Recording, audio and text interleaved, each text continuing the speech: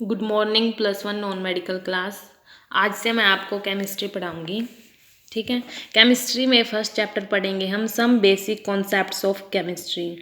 जो चीज़ आप पढ़ रहे हो सबसे पहले आपको उसके बारे में पता होना चाहिए, उसकी डेफिनेशन के बारे में कि क्या होता है केमिस्ट्री। ठीक है, तो केमिस्ट्री क्या है? Is defined as that branch of science which deals with the study of matter, structure, properties of matter, changes which the matter undergoes under different conditions and the laws which govern these changes। ठीक है, तो हम chemistry में क्या पढ़ेंगे? हमारी daily life से related भी कुछ चीज़ों को हम केमिस्ट्री में ही स्टडी करते हैं। जैसे कि अगर हम वाटर को बॉयल करते हैं, ठीक है, जैसे उसका बॉइलिंग पॉइंट होता है ना कुछ, तो वो बॉइलिंग पॉइंट है वो भी हम केमिस्ट्री में स्टडी करते हैं। जैसे आइस मेल्ट हो जाती है, आइस का भी मेल्टिंग पॉइंट होता है कुछ। ऐसे ही बहुत सारे कंपाउंड्स हैं, उनका melting point, boiling point.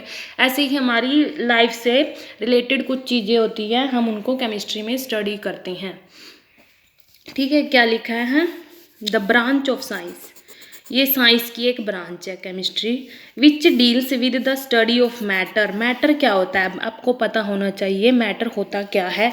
Matter क्या है? देखो, ऑल द सबस्टांसेस, चाहे वो सॉलिड हो या लिक्विड हो या गैसियस हो, which are present in our body, जो हमारे अंदर प्रेजेंट है, एंड प्रेजेंट अराउंड अस, जो हमारे चारों तरफ या सराउंडिंग में जितनी भी चीज़ें प्रेजेंट हैं, विच मे बी विजिबल, जो हमें दिखाई देती है, या some of which may not be visible, जो हमें दिखाई भी नहीं देती है। जैसे एयर है, एयर हमें दिखाई नहीं देती।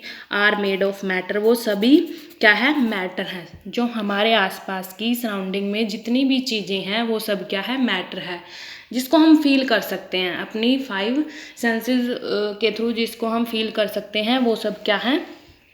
मैटर है। जैसे ये टेबल है, ये कॉपी है, ये पेंसिल है, ये भी मैटर है। ठीक है, सारी लिक्विड्स हैं, जो गैसेस हैं, वो सब कुछ मैटर है। ठीक है, तो which deals with the study of matter, and उनके स्ट्रक्चर्स के बारे में पढ़ेंगे और प्रॉपर्टीज़ के बारे में पढ़ेंगे उनकी, और जो उनमें चेंजेस आते हैं। जैसे आइस है, आइस पहले क्या था? सॉलिड फॉर्म में था, जब मेल्ट हुआ तो लिक्विड फॉर्म में, मतलब चेंजेस आया ना, तो उनके चेंजेस के बारे में भी पढ़ेंगे हम। ठीक है, और वो चेंजेस किस कंडीशन पर होती हैं, जो चेंजेस होते हैं वो किस कंडीशन पर होते हैं, कौन से रूल्स अप्लाई होते हैं, उनको भी पढ़ेंगे। ठीक है, देखो, the properties of matter and changes which matter undergoes under different conditions and the law which govern this changes, हम उसको क्या बोलते हैं? सारा मिला के हम उनको क्या बोलते हैं? केमिस्ट्री। ठीक है, तो मैटर की डेफिनेशन तो मैंने आपको बताई दी कि जो जितनी भी चीज़ें हमारे सराउंडिंग में प्रेजेंट होती हैं हम उसको मैटर बोलेंगे, चाहे वो सॉलिड हो या लिक्विड हो या गैसेस फॉर्म में हो। जैसे एयर होगी, एयर हमें दिखाई नहीं देती, जो विजिबल हो या नॉन विजिबल हो वो सब क्या होंगी? मैटर होंगी।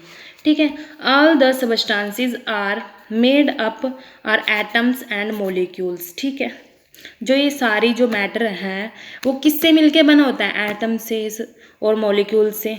तो आपको पता ही होगा कि एटम क्या होता है। एटम भी कुछ छोटे छोटे पार्टिकल से मिलके बना होता है। वो क्या होता है? Particle, proton, neutron, electron. Atom भी 3 पार्टिकल से मिलके बना होता है, इलेक्ट्रॉन से, न्यूट्रॉन से और प्रोटॉन से।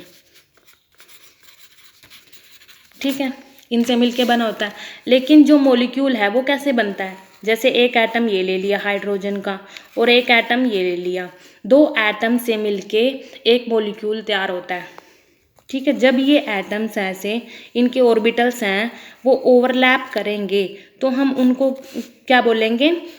कि एक मॉलिक्यूल बन गया, H2 का एक मॉलिक्यूल बन गया। जैसे ये भी H था, ये भी H था, 2 एटम्स के मिलने से क्या बन जाता है? एक मॉलिक्यूल तैयार होता है। ठीक है, all the substances are made up are atoms and molecules, they combine with each other according to certain laws called laws of chemical combination. जैसे कि हमने ये मॉलिक्यूल बनाया है, H2 का एक मॉलिक्यूल बनाया है, ये 2 एटम्स हैं, कंबाइन होके क्या बना रहे हैं? H2 मॉलिक्यूल बना रहे हैं। इनमें जो भी रूल अप्लाई होंगे या जो भी लॉज अप्लाई होंगे हम उनको क्या बोलेंगे? Laws of chemical combination. ठीक है, तो हमने केमिस्ट्री के बारे में पता कर लिया कि हम केमिस्ट्री क्या है, ठीक है। तो हम क्यों पढ़ रहे हैं इस चीज़ को, ये भी पता होना चाहिए। इसका हमारी लाइफ में क्या स्कोप है, ठीक है, तो ये भी तो पता होना चाहिए केमिस्ट्री क्यों पढ़ रहे हैं। तो फर्स्ट पॉइंट क्या है, देखो, importance and scope of chemistry.